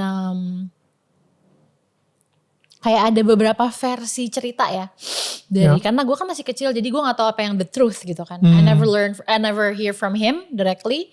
Dari nyokap punya versi sendiri, dari tante punya versi sendiri, dari nenek punya versi lain gitu. Wait, lu belum pernah ketemu sama bokap lu? Pernah. Oke. Pernah tapi ketika ditanya tuh nggak bisa gitu. Oke. Jadi gue nggak tahu, gue tahu apa yang terjadi bahwa nyokap tuh dan bokap bercerai ketika gue umurnya 5, 6, 7 tahun lah ya. Yeah. Dan ya dia berubah gitu at some point sebelum perceraian itu terjadi bokap gue berubah menjadi sosok yang I thought he was my best friend gitu. But then I feel like hidup itu memberikan jalan buat papa untuk gak bisa mendapatkan apa yang dia inginkan. I feel like there was a point in my life ya dimana gue ngerasa Ya bokap gue emang tipe laki-laki yang gak bisa aja menjadi figur ayah. And it's okay. There are men who are like that. Tapi sekarang gue tiba-tiba berpikir, Cak, lo inget kan berhari-hari bokap lo duduk di warung depan pagar rumah lo. Dari lo umur 7, 8, 9, 10 sampai 15 sampai udah nikah, sampai Sienna udah lahir. Lo tahu itu gitu loh. You met him several times, we talk. Terus so mungkin gak sih bokap lo itu duduk berjam-jam di depan rumah lo nungguin. He wanted to watch you grow. He wants to be a dad. Yeah. Jadi gue salah saat gue bilang gitu di media. Gue berpikir kalau bokap itu bukan figur ayah yang baik. And I want to apologize to my dad. Minta maaf. Pernah bilang gitu, pernah mikir gitu ke papa gitu. Bisa aja emang hidup kayak lagi gak berpihak pada dia gitu loh. Yeah. Jadi kayak things that happen to him tuh hal-hal yang gak mendukung itu gitu. Ya. Ya. Karena bokap lu sendiri juga ya mengalami hidup ya. Yeah. And life is tough sometimes. Yes. To a lot of people. No, mau tisu. Thank you. And bokap dan nyokap juga masih muda banget when they got married. Umur 20-an gitu, masih muda banget. So but they cannot be replaced by anyone ya. Yeah. Seberapapun kelebihan dan kekurangan mereka. Ya. Ya. So ketika lu akhirnya ketemu sama dia itu tahun berapa? Jadi gue lose kontak sama bokap dari umur 7. Terus dia hilang. Pas kenikahan lu dia datang? Nggak ada yang setuju dia datang. Oke. Dan akhirnya ketika jadi gini, ketemu lagi tuh gue umur 15. Jadi kita lost kontak 8 tahun. Tiba-tiba asisten gue, Mbak dapat nomor papa. Dia tahu I'm looking for my dad. Wow. All this time I miss him gitu. Mbak dapat nomor papa. Aku langsung kayak oh my god. Gue langsung naik genteng ke rumah karena di tempat my sacred sanctuary itu di rumah genteng rumah gue yang kayak gini bentuknya. Gue duduk itu di atas megang HP zaman SMP tuh. I call that number, terus bokap gue yang ngangkat. Oh my goodness. And you know what happened? At that time dia tuh mengucapkan semua hal yang sangat heartless, bikin gue shock, yang sangat berlawanan dengan sosok yang gue harapkan seorang ayah tuh harusnya gini, tapi semua yang dia ucapkan tuh gini. Gitu loh, dan itu bikin gue sampai nangis gemeteran di atas genteng dan gue bilang, oh my God, God help me now. Ya Allah tolong saya sekarang. Kalau saya gak ada yang nolong sekarang, I will lose my mind. Yeah. So at that time, I called my childhood best friend yang udah lama gak kontekan. Dan dia bilang gini, Cak, apapun yang papa bilang di telepon tadi, sekarang fokus aja dengan rasa syukur karena papa masih hidup. Wow. He's still alive. Wow. Dia nggak cacat, dia masih bisa jalan. Bersyukur aja soal itu dulu. And then it just turned that day was turned around gitu. Wow, what a friend. Gila. And then udah itu terakhir kali ketemu. Ketemu dari situ, gue sering ketemu dia. Gue sering ketemu dia, terus gue main ke kosannya. Terus pas kosannya banjir, gue datang bawa baju gitu-gitu. Tapi and sometimes he would ask for financial support gitu ya. Tapi selalu dengan yang sopan gitu caranya. Selalu dengan sopan. Karena memang dia gak bisa gitu. Bukan karena memanfaatkan gue gitu ya. Yeah. And then sampai gue nikah pun kita masih kontekan. Terus sampai Sienna udah lahir sempat gue ajak bokap ketemu Sienna waktu dia masih bayi. Waktu Sienna masih bayi. And then terakhir ketemu itu tahun 2014. Sampai sekarang gue belum ketemu lagi. What happened? Bukannya nomor teleponnya masih ada? Enggak, sekarang bokap udah gak megang HP. Oke. So 2014 itu kan sempet heboh di mana bokap gue itu dikiranya tuh gembel di pinggir jalan, tukang minta-minta because of the way he looks. Jadi dia itu karena ada depression yang dia nggak handle, dia nggak merawat mental healthnya gitu, nggak ketemu dengan psikolog, psikiater. Kalau orang depresi parah itu kan bisa sampai nggak mau mandi, atau bahkan bisa sengaja membuat dirinya terlihat kusam dan kumuh. Kan itu bisa jadi simptom salah satunya. Nah bokap gue tuh seperti itu. Nah terus dia lagi jalan di warung depan rumahnya kosannya dia itu. Terus dia tiba-tiba diangkut sama dinsos karena dikira minta-minta. Diangkut terus dia bilang di situ, saya papanya Marsyanda, tolong saya jangan saya. Mungkin dia nggak tahu lagi mesti ngomong apa, I don't know. Tapi dia kayak saya papanya Marsyanda, dia ngomong gitu. Terus itu masuk kayak ada wartawan kali ya di dalam truk itu, di dalam situ atau apa nggak tahu. Ada yang denger terus jadi headline. Pas jadi headline itu gue ditelepon sama Nia Ramadhani. Cak, lo udah baca belum? Apa nih? Bokap lo gini. Terus langsung gue baca berita-berita, gue temenin lo deh gitu. Nggak apa-apa nih, gue kesana sendiri aja. Terus gue ke Dinsos dan di situ sebenarnya gue udah pengen take over ngurus bokap. Cuman nyokap merasa bahwa akan berat buat gue. Dan itu gimana ya kalau alamiahnya tuh orang tua yang mengurusi anaknya gitu loh. Gak tahu gue dikasih, ya ada beberapa keluarga yang gak setuju lah dan berpendapat seperti itu gitu. Yeah. Tapi akhirnya dari Dinsos itu bokap ketemu gue. I say hi, salim, papa kenapa gini-gini segala macam. Terus akhirnya tante, kakaknya papa dan adiknya papa yang jemput. Lalu papa dibawa ke sebuah kayak rumah tinggal gitulah ya di daerah Malang, Jawa Timur. Dan sampai sekarang dia di situ. Di Malang, Jawa Timur. So sebenarnya kalau misalnya lu mau ketemuan masih bisa. But you just choose not to at the moment. Iya, karena kemarin-kemarin gue berpikir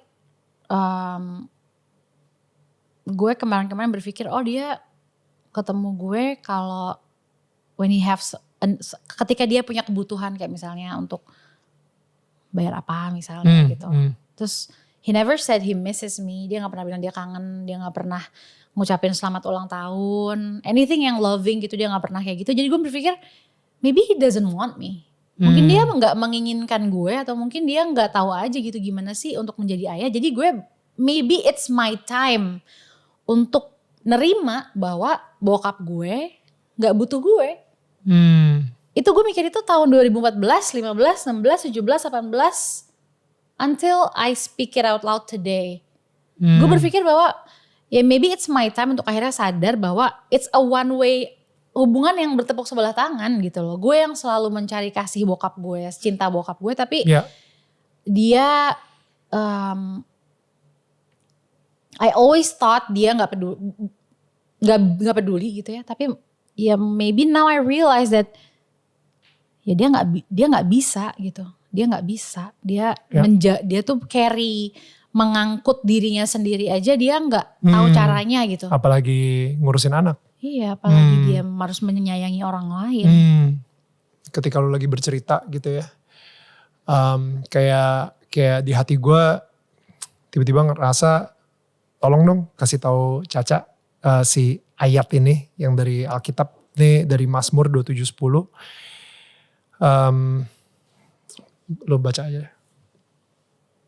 Sekalipun ayahku dan ibuku meninggalkan aku, namun Tuhan menyambut aku. Gue tadi pas lu ngomong lu lagi ada di waiting room, gue ngerasa you're waiting for something, dan hari ini pintu itu terbuka dan lu nengok dan di situ Tuhan. Can I say something? Sure. I feel that even in the waiting room, God was holding my hand the whole time. Kayak gue gak pernah ngerasa ditinggalkan oleh Tuhan. Even though seberat apapun gitu yang gue alamin. Dan kayaknya itu dia yang bikin gue masih bertahan sampai sekarang. Dan gue gak sadar aja bahwa itu yang harusnya gue point out, you know. Like,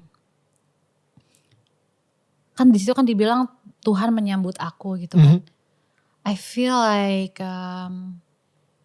kalau orang berpikir, ada beberapa orang yang berpikir bahwa untuk kita disambut oleh Tuhan atau merasa dekat dengan Tuhan tuh takes effort. Ada yang beberapa yang ada yang mikir seperti gitu. Itu. Ya.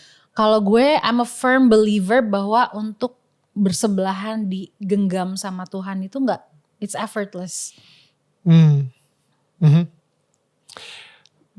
Oke, selama lu di waiting room itu, yes, God has been holding your hand so much. Selama lu di waiting room, yes, God has been holding you so much. And I am a firm believer that itu Yesus, right? Nabi Isa, whatever you want to call him, but that's siapa yang lagi megangin tangan lo di waiting room. Now, what I'm saying is, di sini, ketika pintu itu dibuka, Tuhan yang menyambut lo, gitu. From today's on, mulai dari hari ini, God is saying to you, I want to be your father. Okay?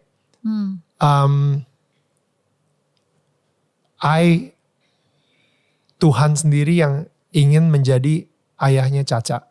Tuhan tahu ketika lu lagi nangis sendirian di tengah malam, dia ada di situ sama lu. You know, dia tahu banget pertanyaan-pertanyaan yang lu selalu tanyain ke dia setiap malam, dan dia pengen ngejawab. Dia pengen ngejawab banget, dan dia pengen menjadi ayah dari Caca gitu ya. Sehingga lu bisa langsung connect sama dia langsung, lu bisa ngobrol sama dia langsung. You know, no longer, udah mulai hari ini, no longer you do not have to feel like you are an orphan anymore.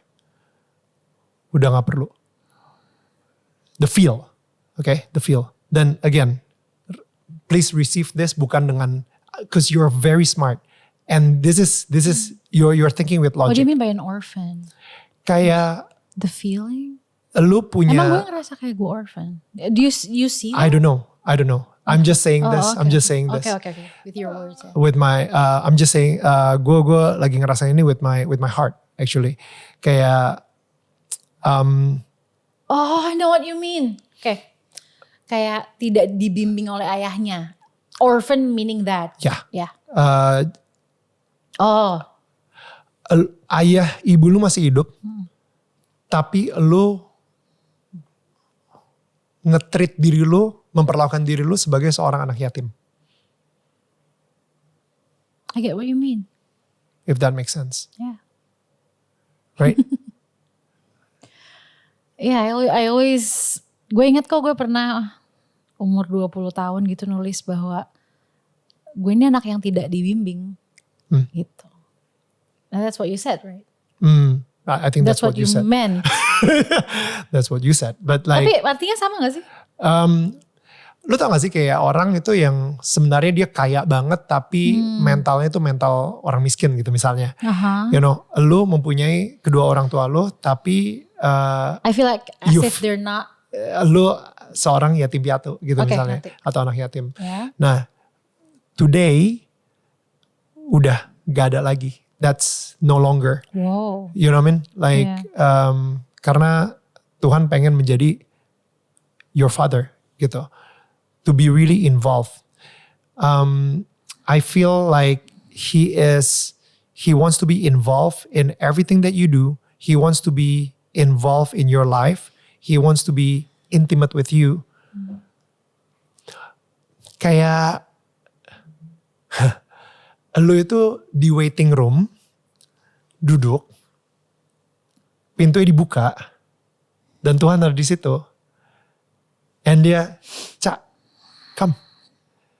And you're like, oh my God. I'm not sure. I don't know. I don't know. That's just how I feel. I don't know. Gue ngerti. Yeah, I think you're right. I don't have to be right. That's the thing. I think, you know? No. I mean, kayaknya yang gue rasakan di waiting room ini tuh kayak, oke, Ca, lo dikasih waktu untuk memilih apa yang nantinya lo mau pilih untuk percayai. Like is that what you think? Like gue ngerasanya itu. Okay. Kayak gue dulu di waiting room ini dulu time is ticking dan nggak ada deadline gitu. Although I feel like there is a deadline, tapi kayak gue nggak dipaksa gitu.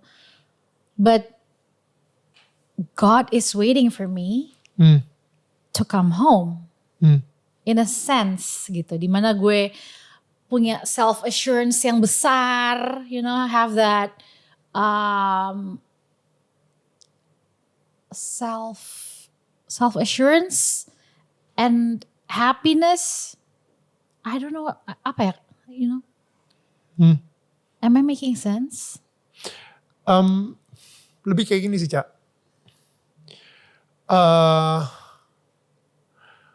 Basically, lu selama ini selalu mencari jawaban dan jawabannya. Oh my God. Can I continue that? Sure. Gue selama ini selalu berpikir jawaban itu harus gue cari dan jawaban itu gak ada. When every single time I ask, those questions tuh selalu ada dalam diri gue. Jadi seperti yang lo bilang tadi tuh, maybe you're trying to tell me that Caca itu seperti kayak selalu berusaha mencari jawaban di luar. Padahal the right answer for her, karena what's right is different for everyone kan. The right answer for her is inside of her. And who is inside of her is of course God. This whole time, gue juga, tadi gue baca bahwa lu sempat kena tumor juga. And there's a lot of anger. Lu marah banget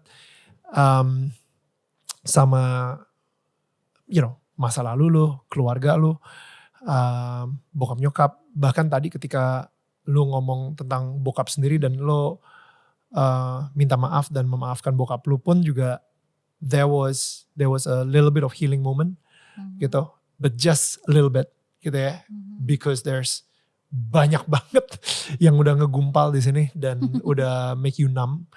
And I feel itu dia kenapa ini podcast bakal beda banget, karena this is the healing starts here. From this podcast, the healing starts here. Jadi from now on ini bakal beda banget, dan ini the healing belum selesai by the way. Jadi the healing starts here. Tapi there are so many things yang lu bener-bener masih ngegumpal banget di hati lu dan dan banyak banget. Nah, mungkin hari ini kita coba release that forgiveness. We release that forgiveness. Kita memaafkan, gue akan bantuin lu juga, kita akan doa bareng, kita akan coba benar-benar seperti tadi gue bilang gue bakal ngikutin banget apa yang Tuhan berusaha lakuin di podcast ini sekarang, kayak gitu sih. So ketika gue ngomong barusan, lu perlu maafin siapa? Who are you thinking of?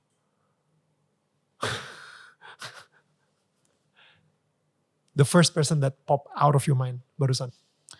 Forgiveness. The person. Okay. Can we do it without me having to mention the person? Who's the person? Yeah. Okay. Boleh. Boleh. Okay. Yeah. So think about that person. One person ya? Yeah. Okay. Panggil saja dia Mawar. One person, anyone ya? Anyone. Okay. Yeah. That you want to forgive. What did this person make you feel? Misunderstood, big time. Lu felt misunderstood? Ya, gue ngerasa selalu disalahartikan. Orang ini membuat gue merasa like I am always wrong. Dan dia selalu membuat gue merasa, bahkan dia mengucapkan kata-kata bahwa dia tuh yakin, dia punya keyakinan bahwa I'm not doing my best when I can do better, while the truth is I'm always doing my best. Dan itu membuat lu ngerasa. Membuat gue merasa helpless. Right. Kayak apa ya. Gue harus gimana gitu. Gue harus gimana dan frustrated. Membuat lu ngerasa never enough? Ya. Yeah. Yeah, never enough. Never enough. And then membuat lu ngerasa apa lagi? Marah, pengen memberontak, tapi at the same time masih pengen membuktikan juga ke orang ini bahwa I'm actually doing what I think is the right thing to do, is the good thing to do. Udah itu. Oke. Yeah. And yuk kita doa yuk. Kita doa sama-sama ya. Ya. Oke. Tuhan, sekarang ini di hati Caca dia lagi ingin memaafkan orang yang membuat dia ngerasa misunderstood, membuat dia ngerasa selalu ngerasa frustrated, membuat dia ngerasa not enough, membuat dia ngerasa helpless, dan kita ingin release forgiveness, kita ingin dengan bantuan Engkau ya Tuhan, supaya Caca bisa memaafkan orang yang disebut sama Caca, supaya Caca bisa memaafkan dia. Cak, ikutin gue ya. Tuhan, Caca ingin memaafkan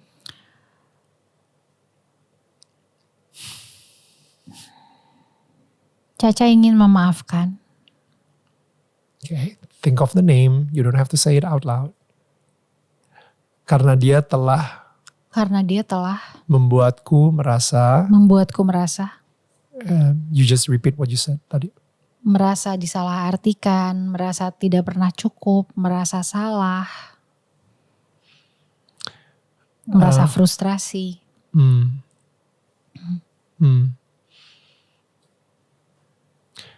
Merasa hancur, sedih, lost sendirian.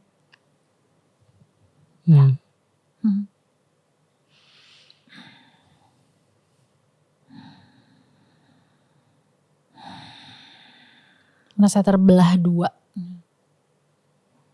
Merasa aku harus nunjukin ke dia bahwa aku tuh hidup ada alasannya loh. Kenapa aku hidup? Aku tuh punya makna loh. Aku tuh gak berguna gitu. Aku tuh bukan nothing. I'm not nothing. Anger. Marah ya, ada rasa marah. Ya. Tuhan, aku ingin melepaskan maaf ini. Tuhan, aku ingin melepaskan maaf ini. Supaya Engkau bisa mulai. Engkau bisa mulai. Memberkati dia. Memberikan. This is the hard part, Cak. Okay. Bless this person. Bless this person. Can you speak blessing of this person? Maksudnya? Can you speak blessing? Jadi lu coba mendoakan dia yang baik-baik dan lain-lain. Tuhan, buanglah semua kepahitan yang pernah ada atau masih ada dalam hatinya. Bawa jauh-jauh pergi semua kesedihan, duka yang belum pernah terproses dalam dirinya. Jauhkan dia dari pemahaman-pemahaman yang ia percayai tapi tidak membawanya ke tempat yang baik. Jadikanlah ya orang yang bermanfaat buat banyak orang.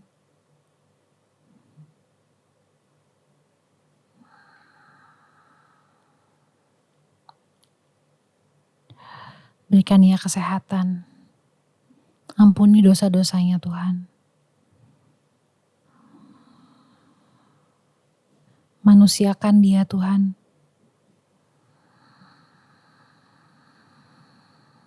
Ingatkan dia akan kebesarannya Tuhan.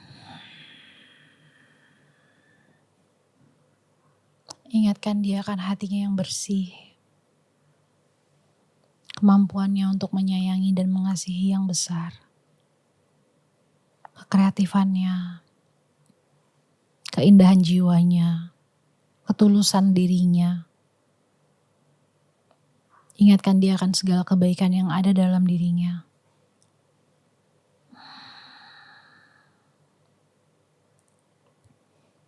Berikan ia kesejahteraanmu.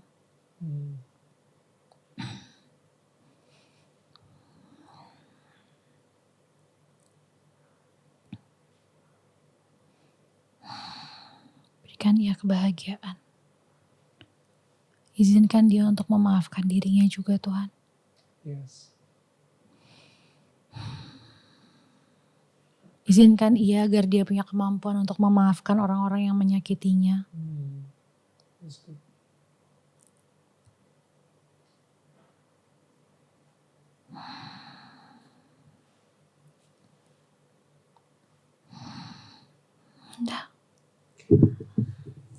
Listen to this prayer, Lord. Thank you. Amen. Amin. How do you feel? Jadi netral ke orang ini. And that's just one person. I think Just there's one person. so many more. Yeah, there's still some. Some, masih ada beberapa. Ini cuma satu orang. Yeah. Tapi untuk satu orang ini, tadinya tuh gue ngelihat dia kayak apa ya, pengalaman yang buruk gitu. Tapi sekarang jadi kayak lebih netral sih.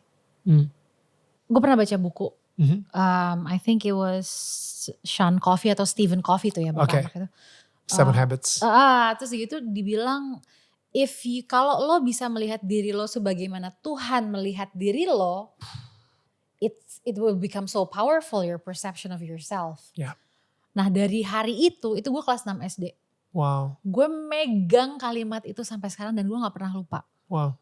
So gue selalu punya pemikiran bahwa God has something special for me at the end of the journey. Gitu, but then things keep coming, kayak cobaan datang terus sampai gue akhirnya berpikir yang gue bilang tadi kalau di awal. What if everything has nothing to do with me? What if it's just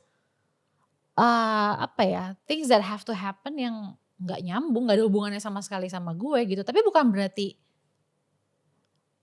gue nggak penting.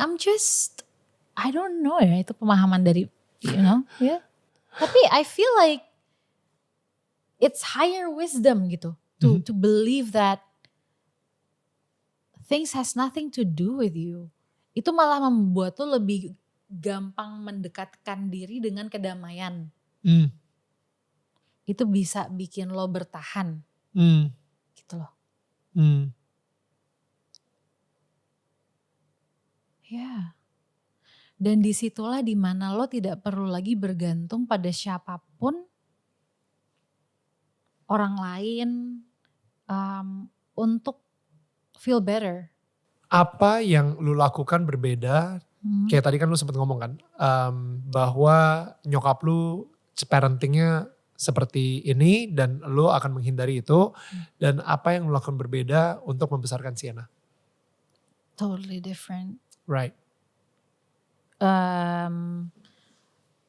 Dari mulai bayi aja gitu ya.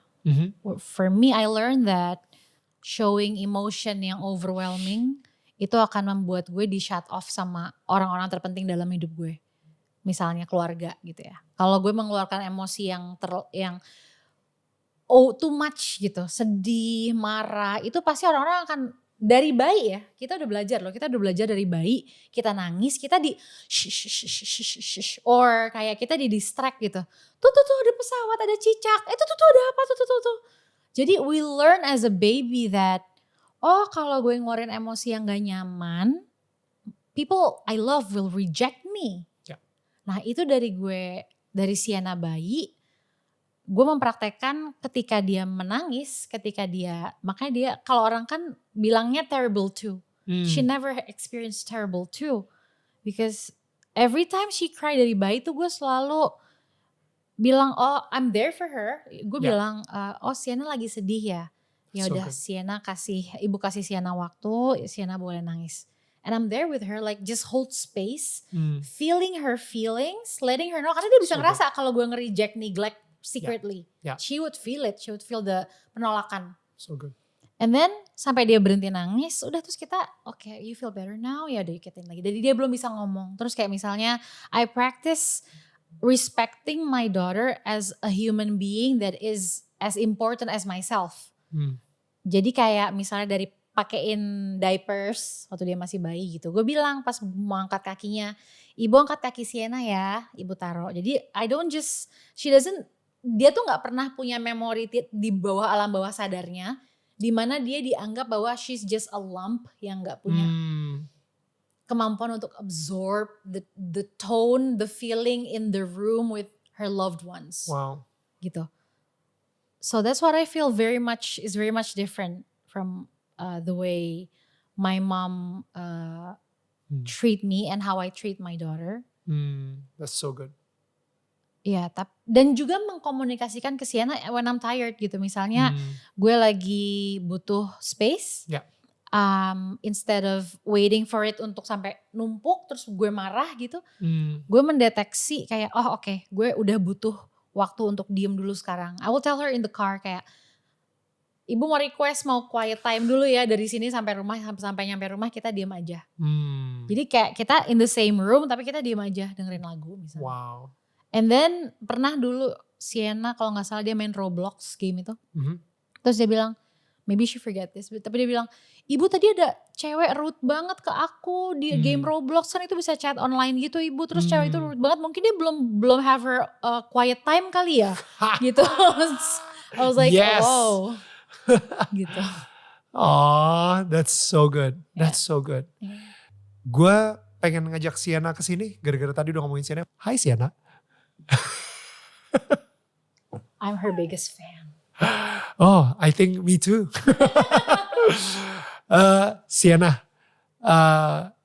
ini Papa Ben gak pernah kasih tahu kalau misalnya Om Daniel yang mempertemukan Papa Mama kamu, gosh, nanti gue harus telepon Ben sih. Panggil apa? Papa Ben atau Ayah Ben? Iya, Ayah Ben itu juniornya Om Daniel, ya. Jadi nanti biar Om Daniel jewer dia ya. Tadi aku baru WhatsApp. Baru WhatsApp? Dia bilang apa?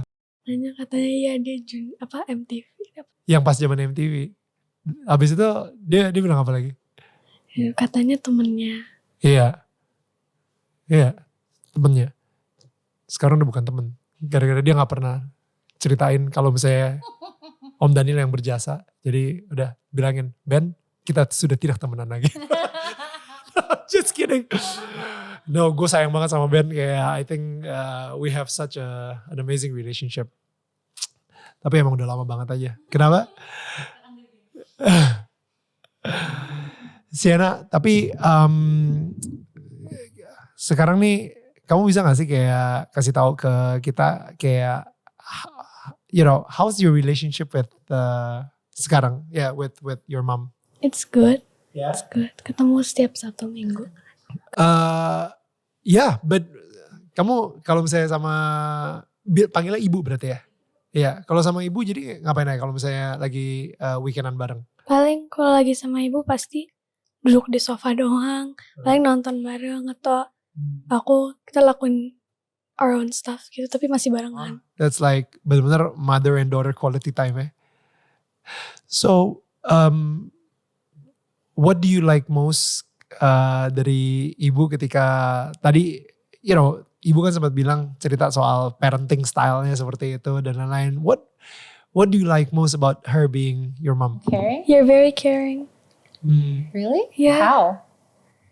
Ibu tuh kalau aku, even like remember that time, ibu tuh pernah nanya ke aku, Sienna, kamu lagi marah sama aku sih? Terus aku nanya, kenapa memang? Oh, aku mimpi. Ibu nanya, Sienna, are you mad at me gitu ya? Iya, terus aku bilang, WhatsApp. What? aku WhatsApp kan. Ibu WhatsApp aku bilang, Sienna, kamu lagi marah sama aku gak sih? Terus aku bilang, hah kenapa memang? Aku, what did you do? I was like, did you kill someone?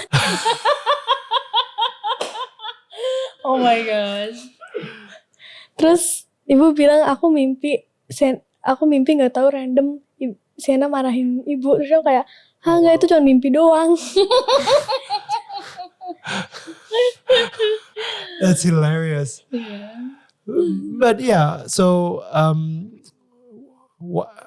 why do you feel that she cares so much? She cares very much about me because like, yeah, she's my mom. Yeah, sudah seharusnya. Yeah, tapi like anytime I feel like I wanna talk or ada waktu yang aku lagi ngerasa gak nyaman atau apa, you will always like ask me, are you okay atau apa gitu. Like it's up to you like gitu. It's up to you Yeah. or up to you? Up to me gitu, kayak are you okay? Do you wanna do this? Like it's up to you kayak gitu. Like, you mean like for me it's okay however you are feeling and doing. Yeah. That's so good. Yeah, it's exactly like what you said tadi itu. Lu benar-benar kayak memperlakukan Sienna sebagai human being dan bukan ini anak gua nih, kayak sebagai ada superiority gitu. Yeah. That's amazing. Yeah, it really came from her. Now I believe you. Tadi ya mau cocok-cocokan cerita gitu. Benar gak sih ini? Jangan-jangan dari versi Caca aja gitu. Tapi Sienna like lo ngomongnya udah lo lagi gila. No, just kidding.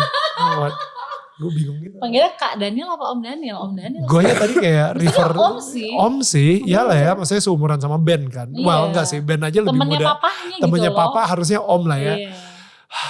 Gue gak suka sih dipanggil Om, but it's okay lah. There's time, yeah.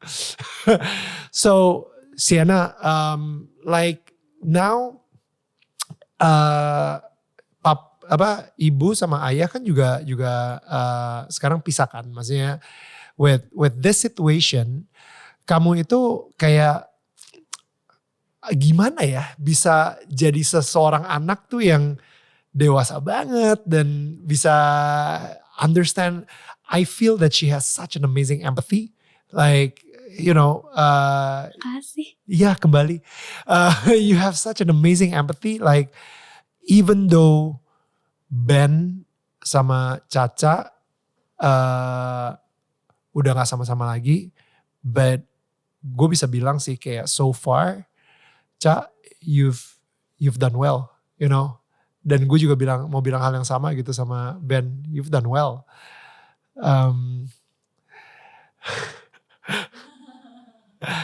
So dari kamu sendiri gimana?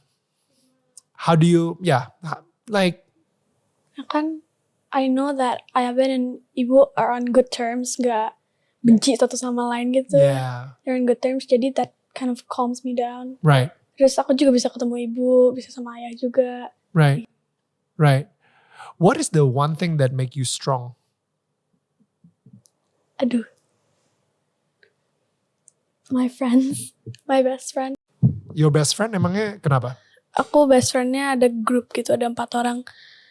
They are really supportive of me.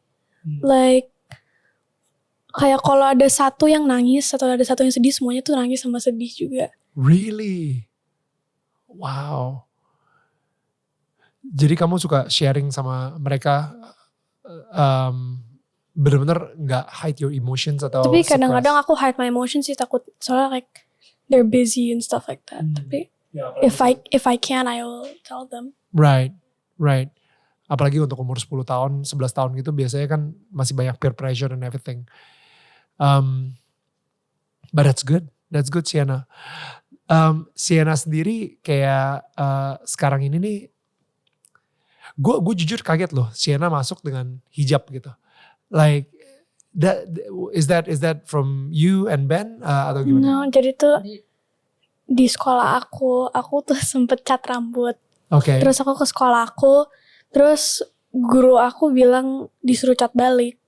Soalnya udah mau ujian, jadi aku mulai pakai hijab karena aku suka pakai hijab, jadi aku mulai pakai kemana-mana gitu. Aku awalnya tuh cuma mau pakai hijab di sekolah doang, tapi lama-lama jadi pakai kemana-mana. So it's from herself, dari kemauan dia sendiri. Iya. Wow. Wait, ini gara-gara apa hubungannya cat rambut sama?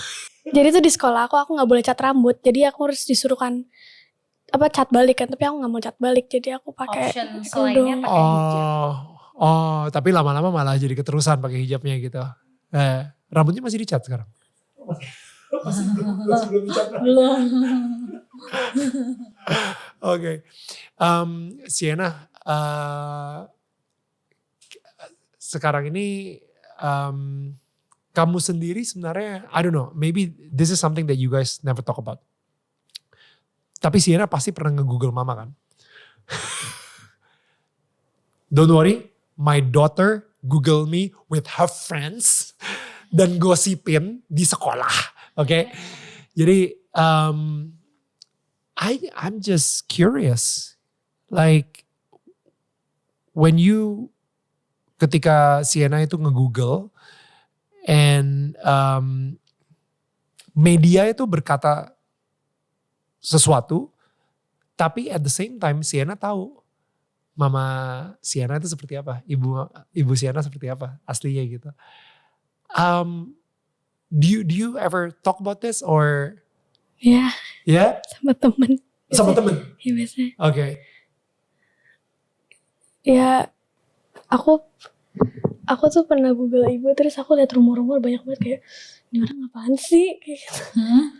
Maksudnya media? Iya, ini orang apaan sih, kayak rumornya aneh-aneh banget gitu. Terus like, aku juga pernah Google myself. Dia pernah Google herself. Ada fotonya muncul? Ada. Oh ya. Tau gak, ibu tuh masuk website apa gitu yang kayak namanya famous birthdays gitu yang banyak banget. Itu ibu ada. Oh ya? Iya. Ibu nomor kayak popularity ibu kayak 9.000 berapa gitu. Do you think it's cool that I'm famous? Iya.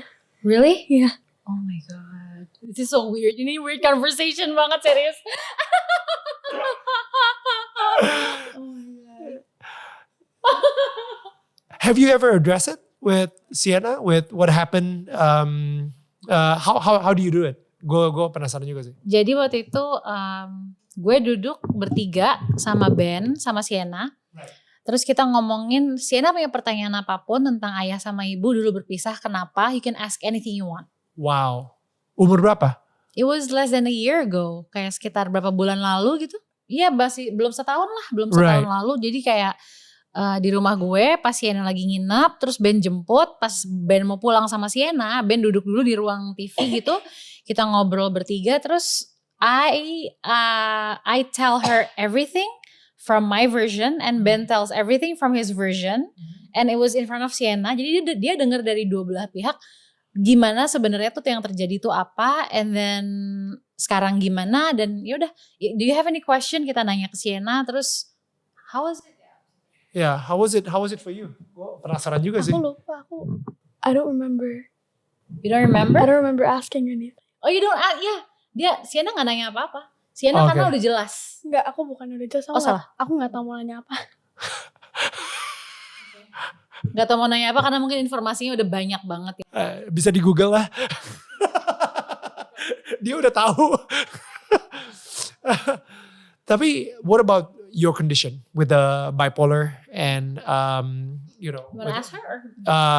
Like how Caca sendiri gimana menjelaskan itu ke Sienna? I never tell her ibu tuh ada bipolar disorder gitu. Tapi ibu tahu, Sienna tahu. Apa ibu pernah ngomong ya? Gak pernah kan? Mama, ayah Ben yang pernah bilang aku. Iya, ayah Ben tuh banyak banget. Ayah Ben banyak banget mengkomunikasikan ke Sienna tentang aku. Terus juga itu dia yang tadi, kalau misalnya gue udah mulai ngerasa gak nyaman atau anxious atau butuh me time untuk recharge, I will tell her. Dan gue akan bilangnya gini, ibu nih minta quiet time bukan untuk neglect Sienna, tapi I want to be kinder to you. Wow. If I don't do this recharge, I will not be as kind as I have You'll be a bad been- mom. Ya. Iya bakal jadi galak, marah-marah gitu. Ya. Aku gak bisa imagine sih ibu marah-marah. You seem innocent. You seem innocent. Kenapa emang ibu gak pernah marah ya? Ya pernah sih sama orang lain tapi gak sama aku. You don't look like you would be mad at someone. Yeah. Kamu gak bisa ngebayangin ibu marah Bisa. Kalau gak sama aku kan kalau misalnya ke orang lain. gitu. Aku kayak you know what I imagine once. Aku imagine kayak ibu nonjok-nonjok orang gitu gak jelas. Karena saking gak pernah ngeliat ibu marah. Iya. Apa sih? Fantasinya kejauhan Sienna. Dia saking penasaran kali kalau ibu marah tuh kayak apa. Iya, di sinetron ada gak lo acting marah gitu? Heh. Mungkin ada kali ya, tapi kan dia tahu itu acting.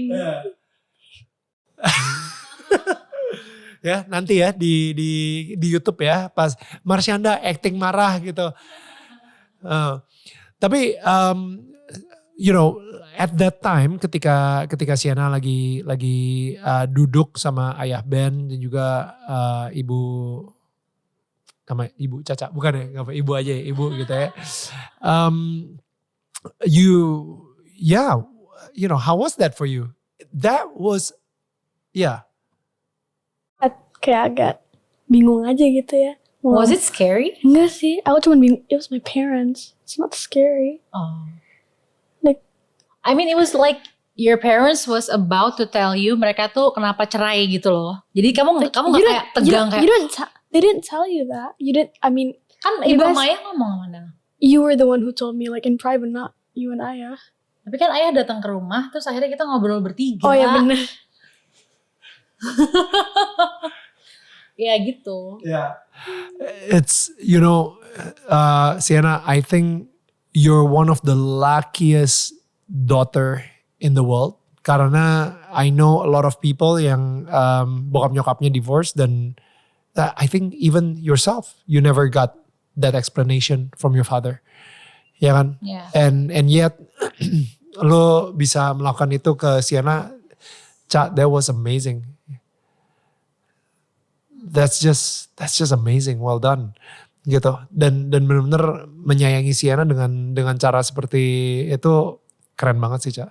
I'm so grateful for that. Dan yang gue belajar itu yang bikin seorang anak itu broken atau istilah broken home itu tuh bukannya the fact that ibu sama bapaknya tuh pisah, tapi the fact that ibu sama bapaknya tuh disrespect atau hate each other di depan anaknya.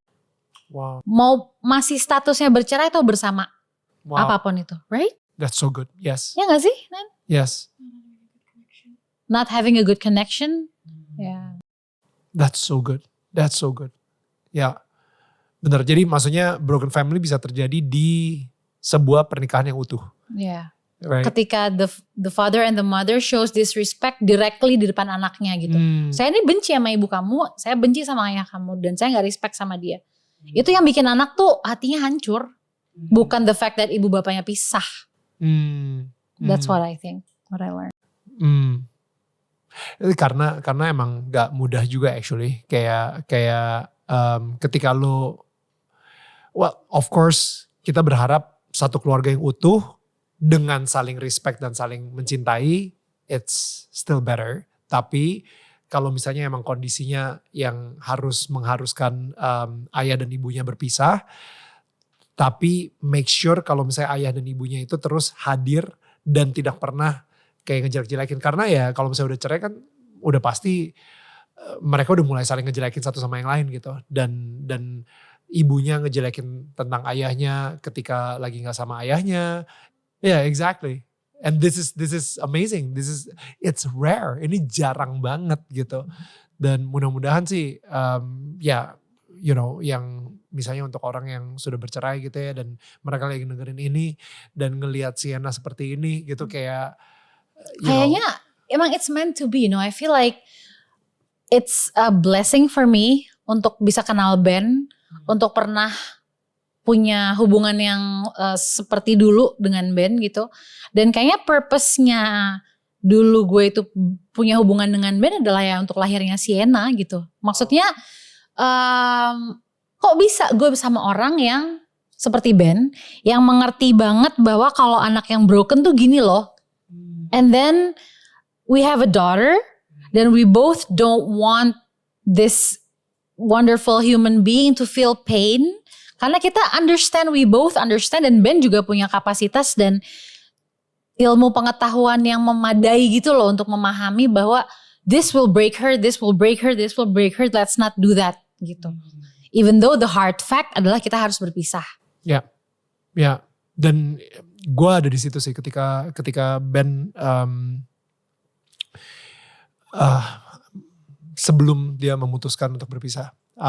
Because Ben sempat curhat sama gue juga and everything, and it was hard for him juga, dan it was hard for you juga. At that time the situation was hard for both of you, dan ini gue jarang banget kayak bilang ini juga gitu, tapi emang demi Sienna justru kalian harus berpisah.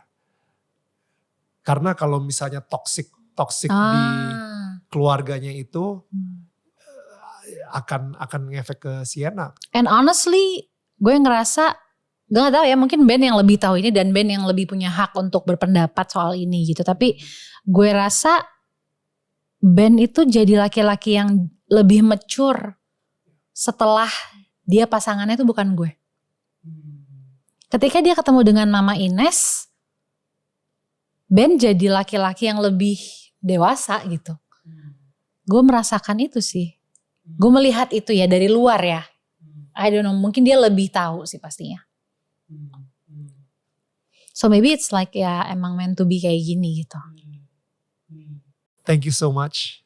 Cak, gue ketemu sama dia, gue seneng banget bisa ketemu sama Sienna juga. Kayaknya gue sempat ngeliat Sienna waktu Sienna masih di sini, ya segitu. Masih digendong-gendong. Masih digendong.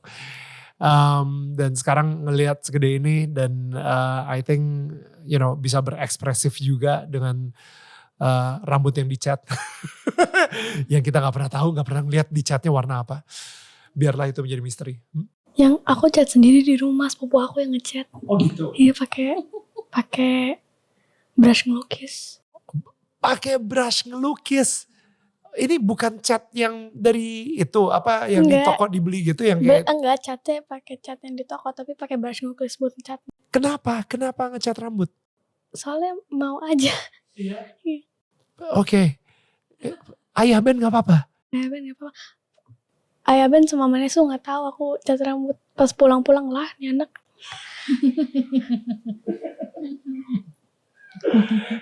Kamu kalau misalnya ini pengen jadi apa sih? Pengen jadi aktris sinetron juga kah? Aku mau jadi aktris. You do? Yeah. Or a painter. A painter atau actress? Yeah. Wow. Pengennya udah jadi artis lah. Tapi artisnya in the sense of seniman gitu. Jadi someone who Kamu suka ngelihat film-filmnya sama sinetron atau? Gak terlalu sih. Gak terlalu. Even. Tapi but I watch kayak beberapa episode Induk Gajah, bagus sih. Iya. Emang bagus sih. Emang banyak ngomongin soalnya. Sienna, thank you so much. Really, thank you so much for coming. Thank you so much for agreeing untuk tampil di sini juga, untuk ngobrol sama kita. And Cak, again, thank you. Bahwa Sienna juga, I feel so happy. I feel so happy. Me too. Thank you so much for having us. Ya, jadi this is rumah-rumahan ini nih bentuknya. So, Cuk, boleh aku bawa pulang ini? Boleh. boleh. Ya, boleh untuk Sienna aja gak apa-apa. Ya, jadi koleksi ya. Ini cuman kita kasih ke orang-orang yang duduk di sini dan muncul di Daniel Tetangga Kamu. Dan senang banget bisa kenalan sama Sienna lagi dan I think gue pengen ngobrol lagi sama Ben sih. Udah kelamaan. Gue udah lama banget gak kontak dia. And Cak, really thank you so much. Thank you for this. It's such a special conversation that we had. Such a special moment buat gue. Kayak setiap kali ketemu Caca, for some reason there's always something special. I feel that too. Right? Kita ketemu itu there's always something special. Kayak ada hidden meaning yang kita, apa nih kali ini gitu. Iya, ketemu sama lu tiba-tiba lu dapet jodoh. Ketemu sama lu tiba-tiba lu udah ngelahirin Sienna. Habis itu ketemu lu sama lu lagi yang pas di apartemen gue yang di Kemang. Ya, ketemu sama lu lagi sekarang ini tiba-tiba kita udah do a different kind of thing lagi. It's like kita ketemunya sedikit tapi setiap kali kita ketemu itu pasti there is something big, gigantic that happen. So thank you so much. Karena kita tetangga saling menyangga bukan menyanggah. Dan kayak gitu, keren kan tagline-nya? Bukan menyanggah. Iya. Ngerti gak artinya apa? Saling menyanggah itu apa? Support each other. Menyanggah tau gak artinya apa? To block each other. Kayak gitu. And try to pull down. Kayak berusaha selalu menyanggah seseorang to pull them down gitu. So that's what neighbors supposed to do. So anyway, guys, kepada semua tetangga kita, thank you so much for watching this very special episode. Ini sebuah episode yang spesial banget di hati gue. Dan thank you banget buat Caca sekali lagi. Dan thank you buat Sienna juga yang udah datang sini. Dan kita akan ketemu lagi minggu depan di Daniel Tetangga Kamu. See you guys. Bye-bye. Bye.